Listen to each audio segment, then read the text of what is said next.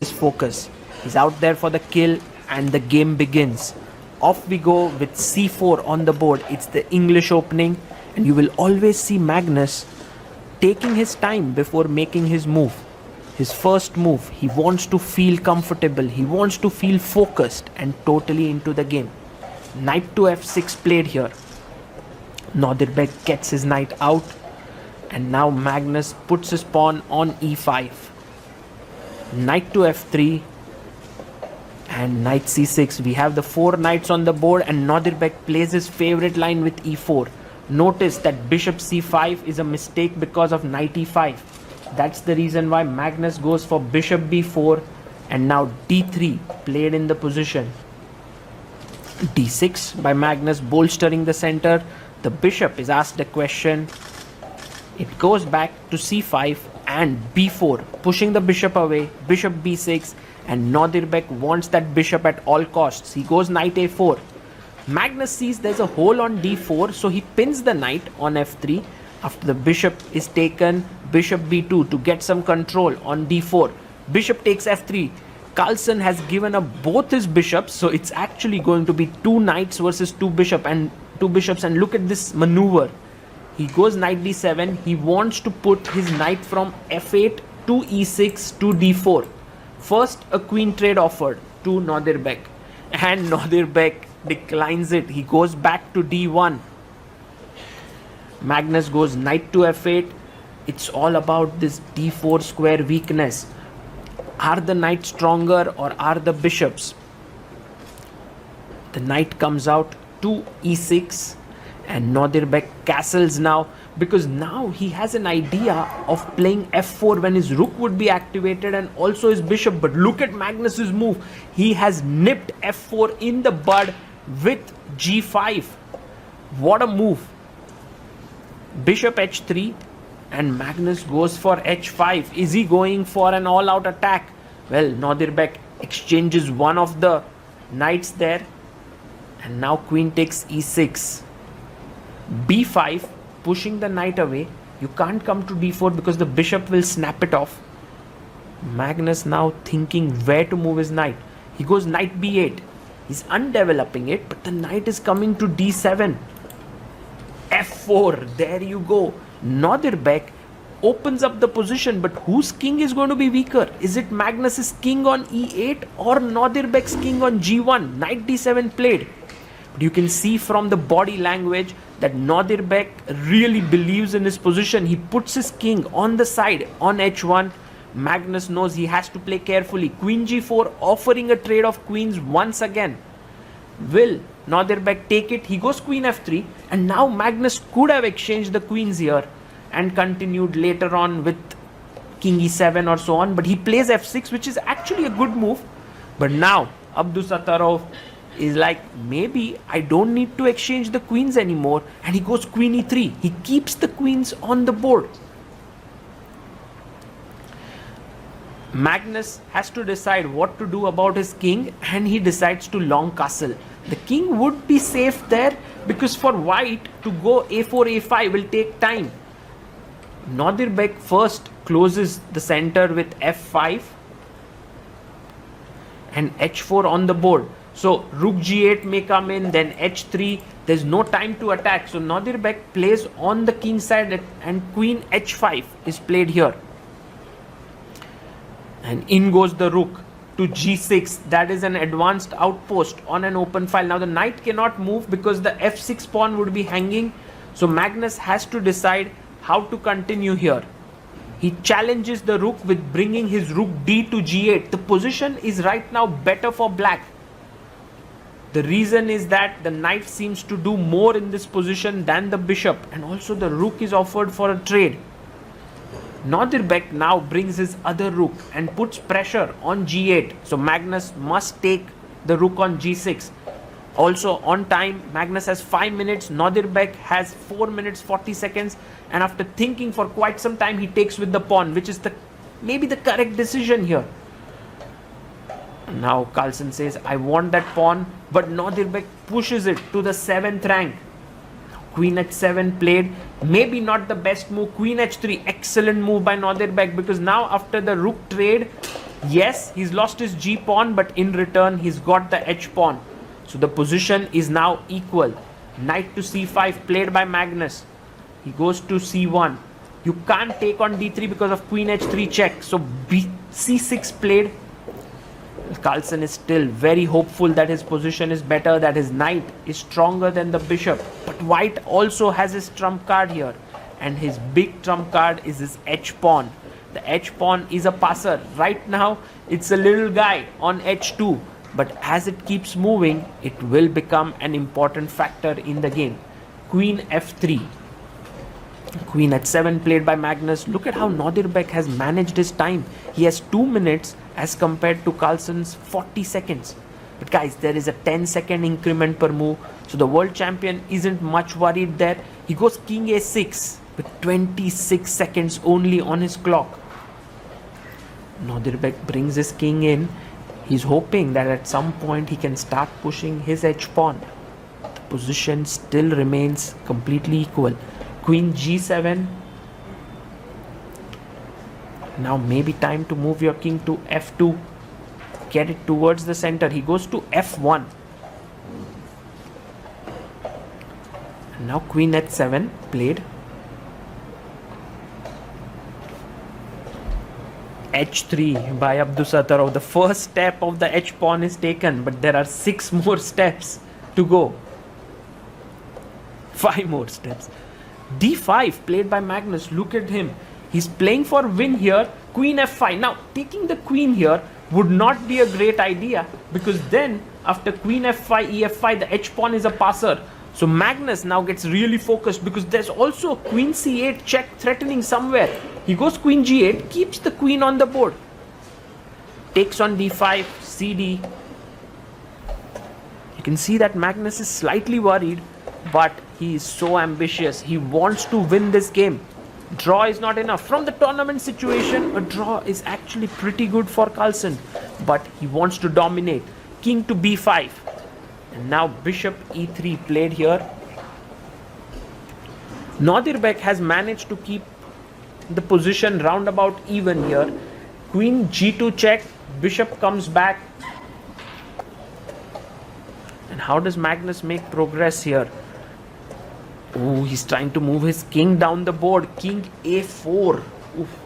And Nodirbek says, take the a pawn if you like. I'm pushing my h pawn down the board. So that is definitely a cause of worry. e4 played here.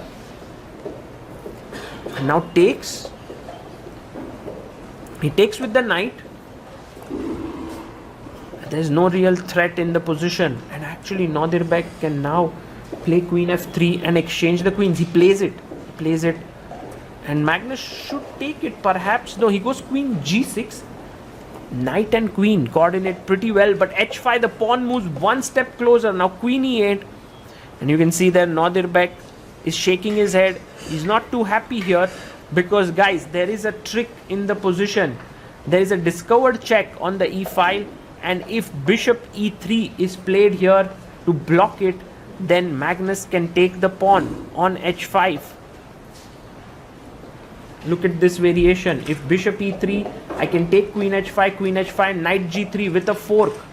So bishop e3 does played, and Nodirbek knows that now he cannot win this position. Magnus sees, oh, and he goes f5.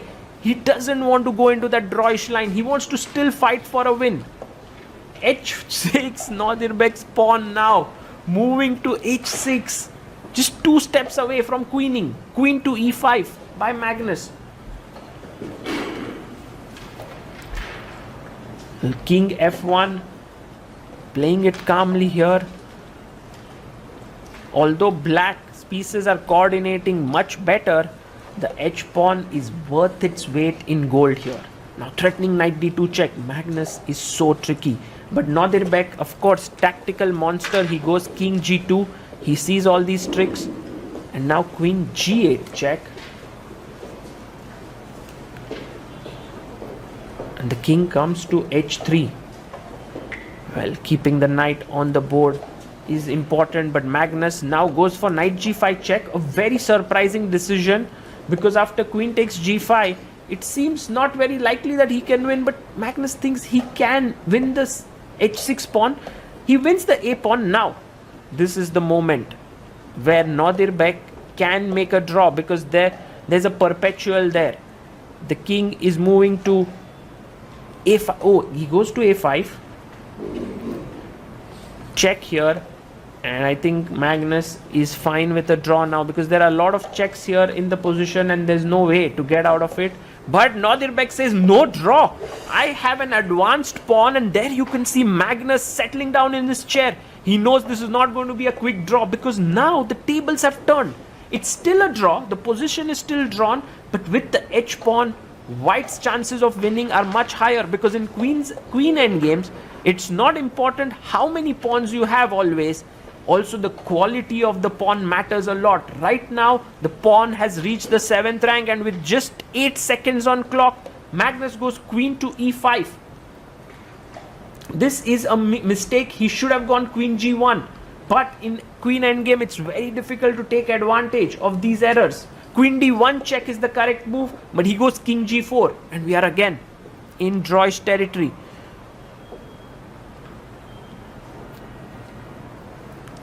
And now Magnus pushes his pawn to f3. Well, if you take it, then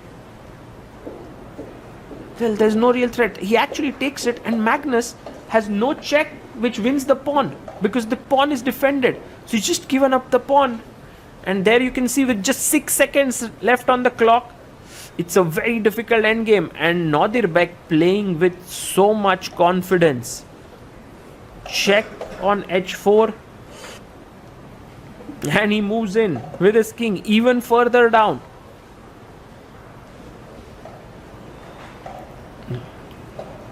Carlsen definitely has something to worry here. He is hesitating. He gives a check on h5. But the king can now go to the corner on a8. Objectively, it's still drawn. Practically, this is very difficult. Magnus thinking from where to give a check. Also, the time on the clock is not helping him. He has just 3 seconds. He gives a check on g6. Nodirbek, meanwhile, maintaining a healthy lead with 40 seconds on his clock. He goes king to c7. And another check on g3. King b7.